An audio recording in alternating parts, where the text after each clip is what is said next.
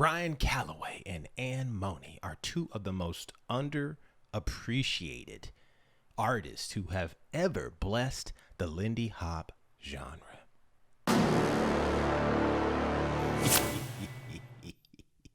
You know, some days when I'm in the mood to be like inspired, there are certain types of dancers that have this ability to just unlock a creative playfulness in my brain. Ryan and Anne are one of those couples. Their chemistry is like Doctor Strange and Scarlet Witch in terms of collective power and imagination. They have so many fantastic routines that I can talk about, but I want to show you guys one that you may not have seen before that is full of sophisticated rhythms and ideas. Now, this routine is for those of you Lindy Hoppers who appreciate those deep cuts. This isn't for those of you who like, baby, it looks like it's gonna happen.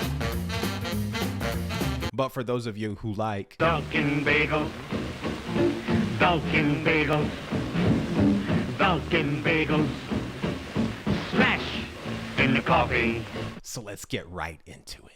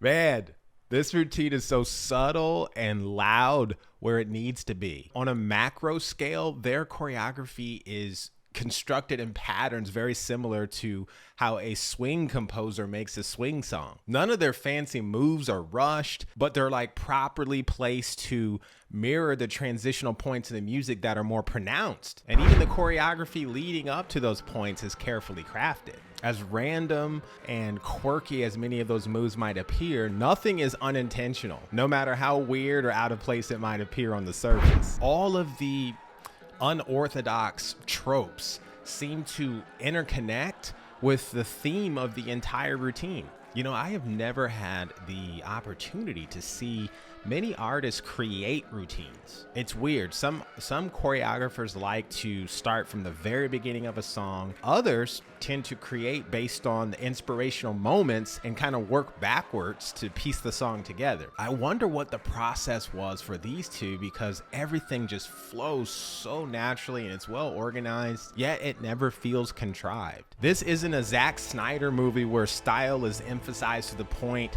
where it distracts you from the weaknesses of the script. It's more like Christopher Nolan's Memento movie before he was Christopher Nolan. Nobody really knows about that movie, but those who appreciate great filmmaking, regardless of who it comes from, tends to go back and appreciate that movie. And for me, this is what this routine is like. It's so timeless and special for so many reasons that I could just go on and on about. I feel Ryan and Ann have constructed a overall catalog of work that is so original. Now, of course, our scene has a lot of technicians who are really just great at preserving the essence of the art, but I feel as a whole, it lacks an appreciation for individualism. This is why I feel Ryan and Ann are one of the few modern Lindy Hop couples who capture the essence of what the original generation of Lindy Hoppers emitted. The old generation had to be creative, and I feel Ryan and Ann are being creative in a time when dancers can get ahead without having to work as hard. It's almost like the difference between having to survive as an artist versus having to survive as an artist without having to. Everybody works hard when you have to, but I feel Ryan and Ann have consistently produced inimitable work for years on out. And I feel this routine is kind of the apex to their body of work in terms of public appreciation. I ultimately feel that Ryan and Ann are one of those couples at the top of my list that I go to for getting pure Lindy Hop inspiration with no gimmicks. Have you guys seen this routine before I showed you today? Let me know in the comment section below. And don't forget to check out my free courses I just uploaded to the archive. I'll leave a link in the description for you. If I don't see your comments below, hopefully I get a chance to see some of you guys in my class online. Take care.